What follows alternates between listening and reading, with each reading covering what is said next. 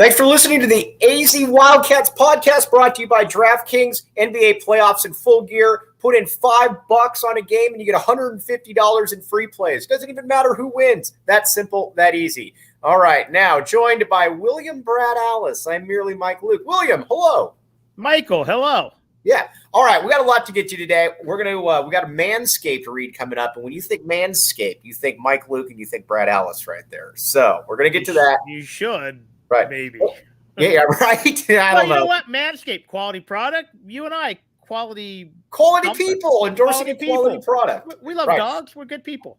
All right, so we got some Arizona basketball recruiting. We're going to talk a little bit of football, but first, I wanted to ask you about something, Brad, because so Arizona just offered Kwame Evans Jr., a five-star kid out of Florida. If I'm looking at this right, essentially Tommy Lloyd has about 4 or 5 offers out to 2023 kids. What do you make of this? Because it's definitely unique in that you're saying, okay, we're going to prioritize very few. And if you're going to prioritize very few, you've got to hit on a lot. Yeah, Tommy Lloyd does this differently than Sean Miller did. Sean Miller used to offer very early, but they weren't necessarily committable offers. And then he'd prioritize. And if you remember, one of the great examples of this was Gabe York. Right. Gabe York was offered super early. We were one of the first schools to offer.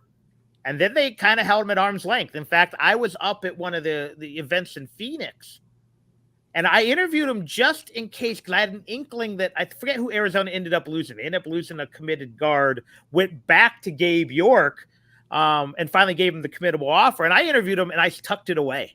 Right. Just in case, because I had a feeling. There was another guy I did that with, and that was actually Raleigh. It just made sense that Arizona should pursue Raleigh when some other things fell through. But that was how Sean Miller did. You got the offer, but you couldn't necessarily commit to that offer. Tommy Lloyd does this thing. Not only is this a committable offer, we will take you on the spot, but we think we're at least getting you on campus. This isn't like, because Miller's whole thing was he tried to get guys on unofficials all the time. Right. I remember all the Chicago kids came in, and Jaleel Okafor and all his friends. They weren't recruiting the friends. I don't even know if they're really recruiting Jaleel Okafor. Right. They just wanted him on campus. If Tommy Lloyd offers you, he wants you, and he thinks he has a decent shot of at least getting you on campus. And so far that's, again, I don't really put a lot into the 2021 class because, again, you're getting in here late. You don't have relationships. He prioritized Kylan Boswell. Got him. Prioritized KJ Lewis. Got him. So there certainly is something to what you're saying. Well, let's even look at that class. He didn't land him. Tai came to campus multiple times. Mm-hmm. Kaluma came to campus. All right. Shaden Sharp, who, again, didn't end up playing. But so he was successful in the fact that he pursued these guys. And Miller did the same thing. Remember Miller's first year, he had those guys. One went to Kentucky, one went to Kansas. They were on campus. You didn't land them, but they were on campus. And that's, again, the thing here. They pursued the one kid. I think he didn't commit to BYU, one kid out of Utah. But they were in the mix with that one. So if you're going to lose out, you're going to lose out on a kid who has you in his top 5, not a kid who has you in your top 15. Right. So my guess is that he thinks he has an in with Kwame Lewis Jr. Or he wouldn't offer. Because again, while some schools will offer anyone who's a 5-star, they'll look at all 5 services and be like, we'll offer them all. Tommy Lloyd does not do it. He's trying to get into that territory. Remember, for a while, the Duke offer was the offer. Right. If you got the Duke offer, it was something to brag about. And I think that's what he wants the Arizona offer to be. Do you think he's essentially trying to avoid, because a lot of us, and I'm not blaming Miller here, but a lot of us kind of, I think, got caught up in just looking at, he's a 5-star, but some of these guys just weren't good fits. You look at it, Kobe Simmons and, Raleigh Alkins were probably just not great fits for what Sean Miller wanted to do. Alonzo Trier. Same thing. Wildly talented player, just wasn't a Sean Miller guy. Who would you rather have for the 3 years you had Alonzo Trier? Trier or Justin Simon? Oh, Justin Simon, and Sean Miller would have too. Yes. So I think that's Tommy Lloyd has a plan. Now, it doesn't mean he's not adaptable. Lute Olson was adaptable. If Lute Olson suddenly could recruit 3 guards who could all ball handle, well, you had the 94 team.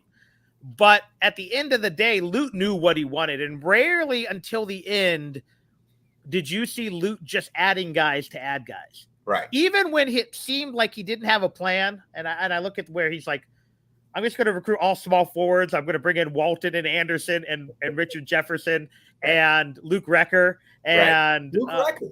It actually ended up working because, well, Ricky Anderson ended up becoming a power forward. Luke Walton ended up becoming a point forward, and Richard Jefferson became a defensive stopper. So, right. What percentage of guys? All right, let's stick on Evans here for a second.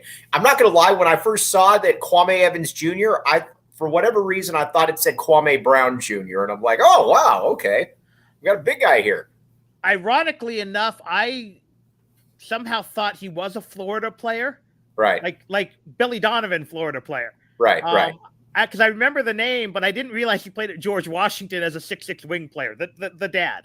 Right. This guy's what, 6'10", athletic forward type, again, who fits the Tommy Lloyd system. But yeah, I didn't think it was Kwame Brown, but I had him mixed up with someone else. Do you think that this is essentially going to be a recruiting strategy where it's kind of 50-50 domestic, overseas? I think a lot of it's going to depend on the year.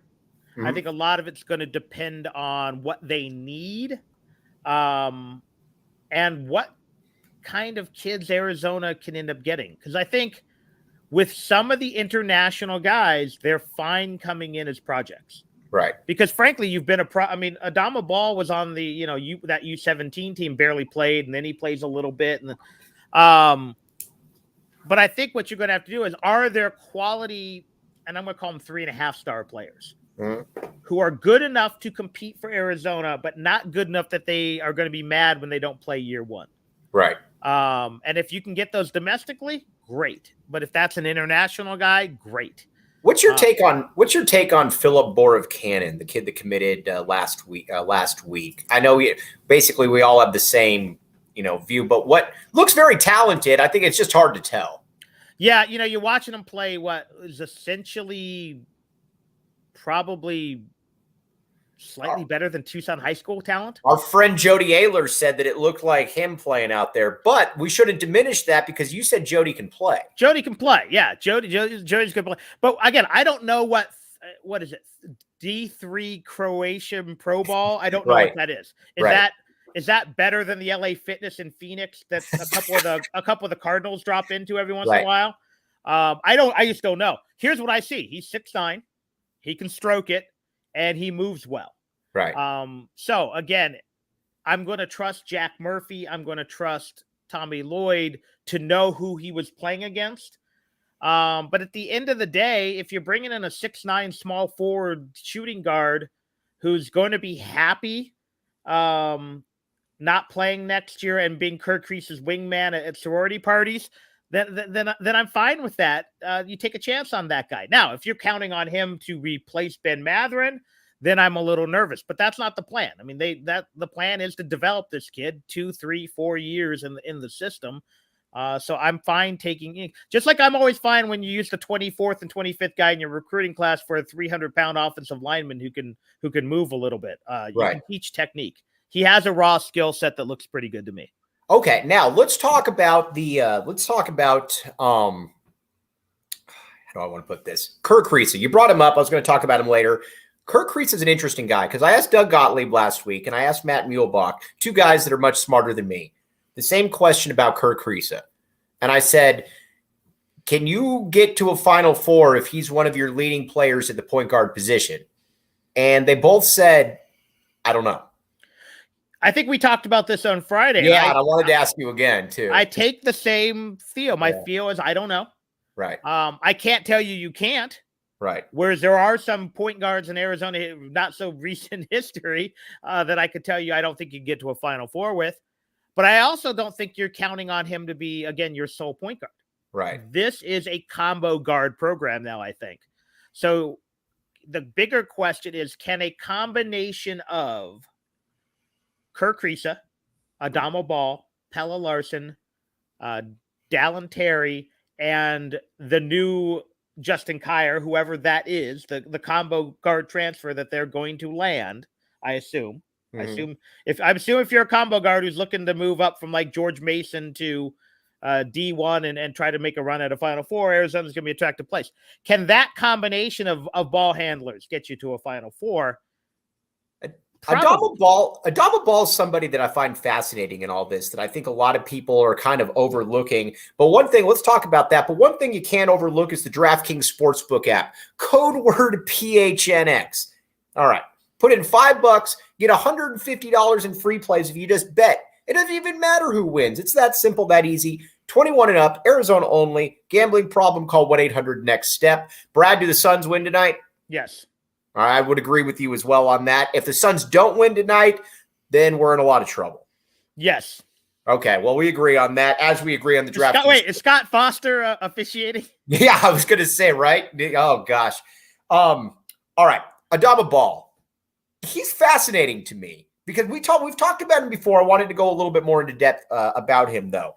Obviously, Tommy Lloyd's got real expectations for him. He's a little interesting because he's an overseas recruit, obviously, kind of a 3-star kid. You know, it's difficult to find.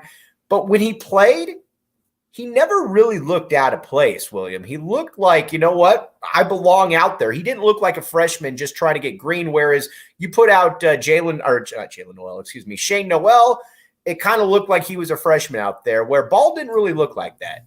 I think the reason Bal didn't play more was just two things. One, the talent ahead of him, and B, physical maturity. He was scrawny. He was young too. Like, he was 17 when he got on campus, if I'm not mistaken. Mm-hmm. And he was really lean, really thin. I don't think he could play 30 minutes against most of the opponents in the Pac-12, where even against the bad teams, especially against the bad teams, you're running into a bunch of 21 and 22-year-old guys. Another 6 months in the weight program. And I think Bal's going to be just fine because, again, here's a kid who grew up in that professional system in France, playing against other pros or young guys who were going to be pros. So I think he had the fundamentals. I think he played in enough real basketball games, probably in front of decent-sized crowds. I don't know how those junior teams work, but I know some of them have pretty good crowds in Europe. So my guess is, the only thing that was really the biggest thing was A, who was ahead of you, B, physical maturity. And I'm sure there was let's transition to the United States game. Let's transition to the United States.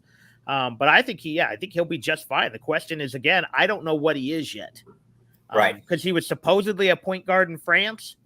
Right. I was thinking about, is he a 2-guard? Is he a Dalen Terry type, play all over the perimeter type? I just haven't seen enough of him to know. I know he can score. Right. I was thinking about this earlier. Who's the guy that you can think of from Arizona that played as a freshman? Sean, I like that right there. And looked a little overwhelmed, came back as a sophomore, and for lack of a better term, became a boss. I can think of 2 guys. One is Jordan Hill. Well, for sure. Jordan Hill's a great one. For sure. And the other one is Michael Dickerson, who actually never really looked overwhelmed. He just struggled to find minutes with guys ahead of him. You put JT in that same category then? Yeah, I might. Even to a lesser extent. I mean, Damon didn't play a ton of minutes his freshman year. That's true. So again, that was more due to who was ahead of him and Luke's trust level. Right. But that's something we don't see as much now because either kids have to come in and play right away or they transfer. But for those of us who go back, anyone over the age of like 35 will remember that this was pretty common. Look at like guys like Corey and Joe McClain, who played those spot minutes, who later came and became very reliable role players. I mean, there was a lot of those. You just had to have the patience to do it. Okay, now, I'm looking ahead to this next year's Raw. Everybody seems to have Arizona kind of in that 7 to 12 preseason range. Now, again, people got to remember, we're going off the pretext that Dalen Terry comes back.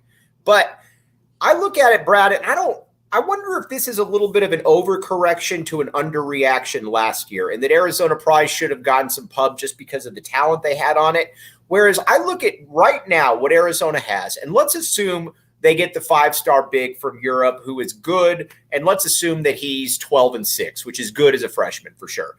If you got him, Tabellas, Terry, Larson, and Kirk Kriisa, is that a top 7 team? That team to me feels more kind of in that 15 to 20 range, or am I just? Well, here's the questions I need answered. What is Dalen Terry next year? Right. Well, that's the thing. Is he the 16-8 guy you think he might be? Mm-hmm. Or is he the 12-7 guy I think he might be? Right. What is Tabellas? Right. Isn't Tabellas a massive key here that a lot of people aren't talking enough about? I thought Tommy Lloyd made a great point before the season. Because keep in mind, everybody's beating up Tabellas right now. This is still a guy that as a freshman put up 31-8 on the Mobleys. I mean, he can do things, but I thought it was fascinating what Lloyd said about him before the year. He said, I'll know that Azulis really is where I want him to be when he can look at a player and say, you're not as good as me, I'm going to destroy you type thing. And again, he was good this year, but you really never saw that where he just kind of looked at somebody and said, I'm about to dominate you. Well, here's the thing. When he came into the season, we all knew Mathurin was the better pro prospect, but we thought Tabellas was the best player on the team. Correct. And he ended up being third, fourth. Yeah. Is he the 17-9 guy we think he can be? Right. And then what does Kriisa become? Right. Can he just be a more consistent version of him? And if those things fall into place, and I need to see who the other pieces are, who's the combo guard, assuming they go that direction, do they get the European? Then I think top 7 is realistic. But if Dalen Terry is 10% better than he was last year, right. Tabellas is closer to the guy we saw at the end of the year than the beginning of the year. Right. If Kriisa does not improve, if he maxed out, then yeah, Arizona's a 12 to 25 team. All right. So there's a lot of questions. Can they be a top 2 seed? Yes, but some things have to fall into place. Some guys have to make the jump. Some pieces have to be added. I think they also need, if they get that combo guard, I think they need that combo guard. And I like Justin Kier, I really do. But I think they need that combo guard to be a little bit more dynamic. I think they need the player to be somebody that can make some plays off the dribble, that can stress a defense a little bit more. Or am I just, or would a guy like Kier be a fine substitute right there? I need a more consistent Kier. That's fair. There were games where I thought he could get to the rack at will and didn't. Right. There were also games I think he didn't take the outside shot when he should. Right. There were other games I think he was too confident. So he was just couldn't quite figure out his own identity, I think. And and again, maybe that's a lot of it is we didn't always know, Kerr didn't always know his identity. And we had different versions of Pelle Larsson. I think as Pelle got better, Kier got a little worse. Right. Because Pelle became more trusted. Pelle became a guy you at the beginning of the year, Pelle don't shoot. It was Pelle don't dribble. Yeah. And by the end, you're like, yeah, Pelle, 6th man of the year. It's the same thing. We saw the same, and that to me is very good coaching as well. Let's put another feather in this staff. Omar Ballo from week 1 to the NCAA tournament was a completely different player. My guess is Adama Bal in practice from week 1 to week 30 or whatever it is, probably a different player. But yeah, so that's, I think, can they mesh these guys a little quicker? Because again, when Larson's out the entire preseason, it's hard to mesh these guys. Right. Brad, let me tell you about Manscaped. All right. So here's a lot of people are probably saying, Mike, what's Manscaped? You probably have some issues. You got to shave. It's nothing that anybody likes to talk about, but you know what? We're here to talk about the difficult subjects. So we want to thank our friends at Manscaped and for the best below-the-waist grooming out there. You can join over 4 million men worldwide who trust Manscaped with this exclusive offer to you. 20% off and free worldwide shipping, not domestic, worldwide. They produce a product like Tommy Lloyd recruits worldwide right there. And again, free shipping with the code DBAX at manscaped.com. Okay. Now, basically, again, 20% off, free shipping with that code. That's 20% off. Okay. Now, Again, Manscaped's fantastic. They've sent some stuff for me. It makes it a lot easier than it should be for me. People at Manscaped, thank you very much. All right, William. Let's all right. Going into year two of the Tommy Lloyd reign, it's going to be fascinating to me to see what they can really do. Can they maintain that level at the top of the college basketball hierarchy? Because a lot of people, and I think of this after Sean Miller's year two, where I think a lot of people were thinking you're going to build towards year three. Derek Williams blows up. And, oh, yeah, by the way, we take a big sink because it was something that, we weren't necessarily preparing for. Lloyd's in a little bit different boat here. I think Lloyd knew that Bennedict Mathurin was probably going to be gone after this year. I also don't think that he expected his team to be as good this year. So year two is going to be a fascinating barometer for him.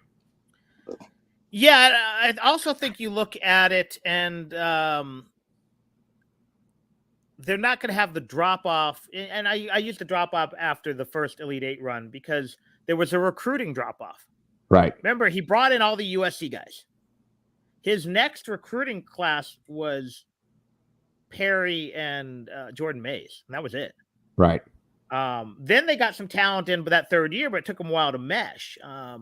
So really, the recruiting didn't crank up and then they began the run. Mm-hmm.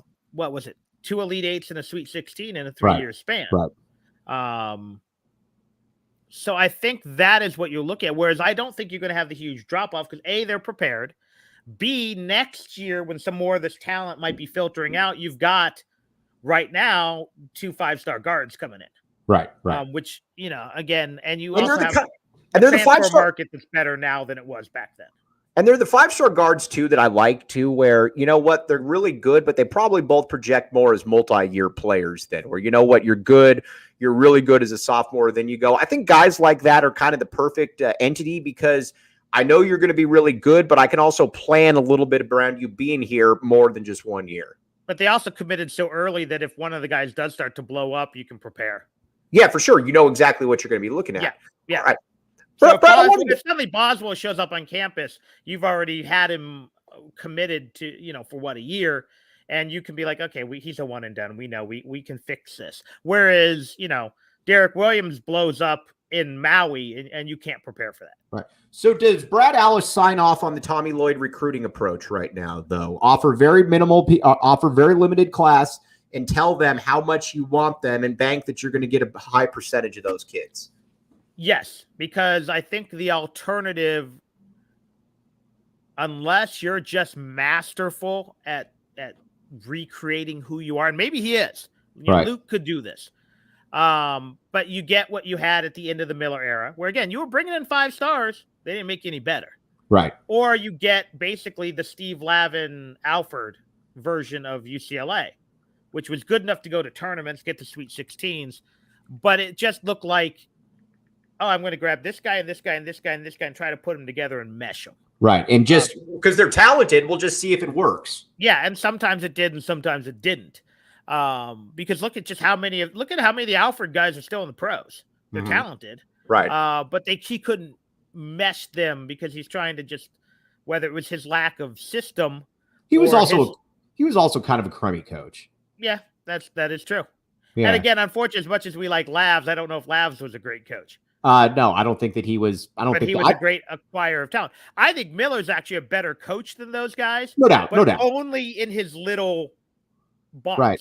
Yes, and for his sure. problem was he got guys outside the box, and unlike Lute, who would have been like, "Oh, okay, I can figure out how to do this," Miller couldn't. Miller tried to make Trier just like Nick Johnson, and he's not Nick Johnson. Well, yeah, and that's where and Schuster and I were talking about this the other day, and that all of these guys benefited a ton from Lloyd because when Lloyd came in, it was almost what can't you do, but what can you do? Like, I kind of get the sense that Dalen Terry would not have been able to spearhead the offense the way in which he was. He would have probably been more of a defender, you stay over here type thing. Absolutely. Yeah, and so I think that's where these guys certainly benefited from a Tommy Lloyd. Christian Koloko, I think, benefited in a different way, mainly because I think certain guys need to be coached different. And, and Tommy Lloyd talked about that. We loved on him. And I thought that was a very interesting quote that he said, about, his big progression. All right, Brad, before we sign off here, I wanted to talk a little bit of Pac-12 football with you right here. And we talked about this last week, but I wanted to dive a little further into it because I was watching the USC spring game. And I'm just going to say it right now. I could be wrong, but it feels like USC is coming. And again, I agree with what you said about Lincoln Riley being the A- coach. He's not Pete Carroll. But at the same time, I also do believe, though, that he is so significantly better than Steve Sarkisian, than Lane Kiffin, than Clay Helton, that it feels like they're going to have this on lock for a while. No, they're absolutely going to be nationally relevant for a while. Whether that translates into multiple national championships or even national championship appearances, I don't know. Right. They will win no fewer than 50% of the of their games South, of the Pac-12 South, right, that they're involved in. Right. Now, whether he can take them from a 10-11 win program to that 12-13-14 win program, that's what I don't know. He also has an added bonus. Colin Cowherd is slobbering all over that program, which means Fox is slobbering all over that program. Correct. Helton didn't get that love. Right. Lincoln Riley didn't get that love at Oklahoma. Right. Now, again, do 18-year-old kids care about what Colin Cowherd says? No. Their dads might. For sure. Other news agencies who are retweeting, who are seeing that, well, Cowherd's tweeting about USC, it's getting a lot of run. We better give them some more coverage. So I think he has that added bonus, and he's going to get some of that LA love that no one has gotten since Pete Carroll. Speaking of, when you're going to make that ascendancy, is year 3, is that a fair barometer to start judging Jed Fish as a coach as far as getting wins, losses, saying, you know what, I look at this roster, I think that you should be able to get 6-7 wins. Is year 3 fair, or is it still more year 4? I think year 3 is fair for wins and losses. Again, you have to temper your expectations. This year, I just want to see a better product. Right. And, do you want to see better quarterback play, Brad? Absolutely. I want to see better everything. Play calling, right, execution. Right. Now, I will say this. I saw enough evolution last year that I feel optimistic. Mm-hmm. Because San Diego State was an atrocious performance. Right. NAU was inexcusable. Right. Oregon was pretty good. For sure. 3 quarters. Yeah. UCLA was pretty good. Utah. Will Plummer went from being the quarterback who couldn't get out of his own way against NAU. Right. What did he score? 7? 7 points, I believe. Yes. Yeah. I think the defense to a guy who traded blows for quite a while with a very good Utah team, and for about 3 quarters traded blows with a solid ASU team. Mm-hmm. He just ran out of gas. The team ran out of gas. So I saw that improvement. Was it enough to make me happy? No. I think they should have won a couple more games, maybe. They should not have lost to NAU with their 4th-string quarterback. But that's what I want to see now. Much like we saw early with Stoops. Stoops was instantly, what do you win? 4 games that first year, but they were a better team. There were 3, but it was so much different than what you had seen the previous year. It just looked different. And then even the next year, they did not belong on the field with USC that first year. They lost 49 to 6. Right. The next year they were within 21. The next year after that, USC never covered against Stoops the rest of the time there, and they actually upset him once. But that's what I want to see. I want to see an evolution of the product. I want to see, again, better play calling, better quarterback play, better defensive play, because we saw better recruiting from year 1 to year 2. That's all I'm looking for this year. I need to see more wins, but if they're 3-9 but look good doing it, right, I'm fine with that. Conversely, if they're somehow 6-6 and look terrible in the 6 losses, I'm still optimistic because you found a way to win 6. Yeah, either way, it's a can't win. Either way, what I don't want to see is a team that goes 2-10 and just doesn't look much better, and see the same mistakes being made within the program. And so that's what I'm looking for, an evolution. Because I keep seeing people what if he only wins 3 or 4? He's only supposed to win 3 or 4 games. Right. Granted, he wasn't supposed to win 1 last year, but he wasn't supposed to win much more than 3. So if they're a 3 or 4 win team this year, and again, it looks better, I'm fine because it is year 3 and year 4 that they're building towards. All right. I wanted to make fun of one entity here real quick before we sign off. But again, something you can't make fun of, the DraftKings Sportsbook app. Code word PHNX. Put in $5, you get $150 in free plays if you're a new customer, but you got to bet on these NBA games. William, I said before the year that I thought the Miami Heat were going to win the NBA title. They had, I believe, the 9th best odds. I'm sticking with it. I'm sticking with it on my DraftKings Sportsbook app, code word PHNX. You've been saying it from the beginning? I stand resolute. People mocked you. Yeah. And you stayed resolute. I stand resolute. All right. ASU, you and I have been following ASU for a while, obviously, just because of the proximity. Has ASU football and basketball ever been in a worse position than it is right now, combined? No, because I'm not sure football can course correct quickly. And because here's the problem. You don't really know if I'm a good coach, why in the world am I taking a job where you could get significant sanctions? We're not, because again, that coaching staff thumbed the nose at all of COVID regulations and whatnot. So there's no blueprint for how they're going to deal with that. My guess is it's going to be bad. Here's why I think it's going to be bad. When Sean Miller had his issues, how many current coaches killed him in the media? Right. None. How many ADs? None. The head coach of Stanford. Right. The most politically baseline. Yes. Crushed them. Which AD was it? Was it the Oregon State AD? I thought it was Oregon, but you could be right. It was one of those two. Crushed them. ADs don't crush anybody. Right. Because that's a political job. So my guess, I know Billis and those guys got on Miller. But we're talking. Dana Altman didn't come out and slam Miller in public. David Shaw slammed ASU. So I think they're going to get hit hard, or at least reasonably hard. But the fact is, you're staying by your guy. Right. And you're not backing down at all. You're not even when Arizona stayed by Miller, did it really feel like they were standing? You knew they would jettison him the minute it was. I think they're going down with the ship together. Well, and what's crazy about Brad, they're losing. They've lost half their roster. You're not bringing anybody else in. You're in a terrible no man's land now where you can't really start to. I always like the phrase when someone says dig your way out of a hole, because you can't dig your way out of the hole. I mean, but you can't really get out of the hole because you don't know what's about to occur. Staying status quo is going to give you 3 wins next year. They're in a pile of poo. Well, and then they're not embracing the NIL. Right.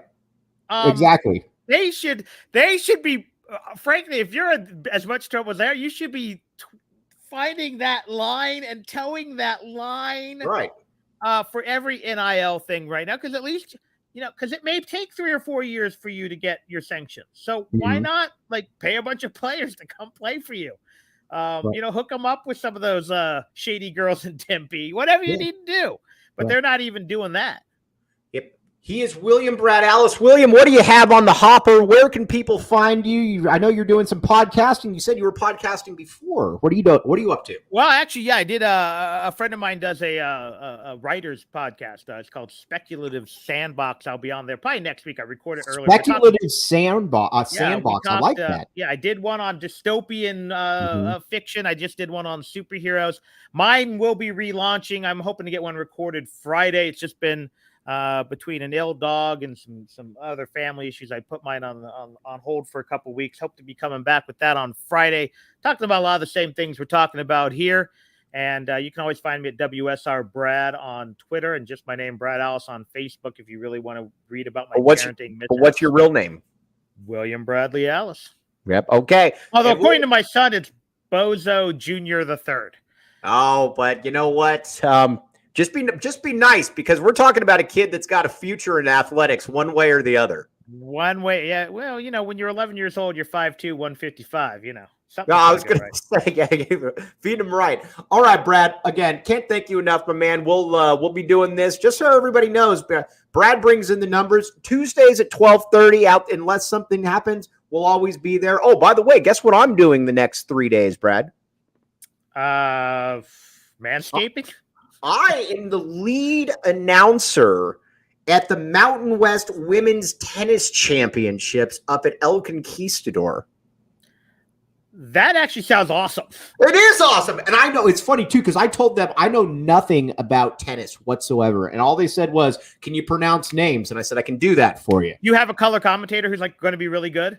No, I'm just the announcer on the. Oh, just like, the PA announcer. Yeah. Oh, so, that's got to be a sweet gig. No, it is. They feed you. They give you everything. You're at the resort? No, I know. I deserve it. That's the way that I'm looking at this, Brad. No, you absolutely. I can tell you this from covering high school sports, the best moms were the tennis moms. Oh, I could see that. I could see that. Yeah, I'm assuming that extends to college tennis, as you are probably closer to the mom's age than the athlete's age. Correct. I don't want you to get in trouble. I am no longer a young buck. So, yeah, but tennis moms. William, we appreciate you, my man, and we'll see you next. Week. Sounds good. Thanks so much. For Brad Allis, I'm Mike Luke. Thanks for listening.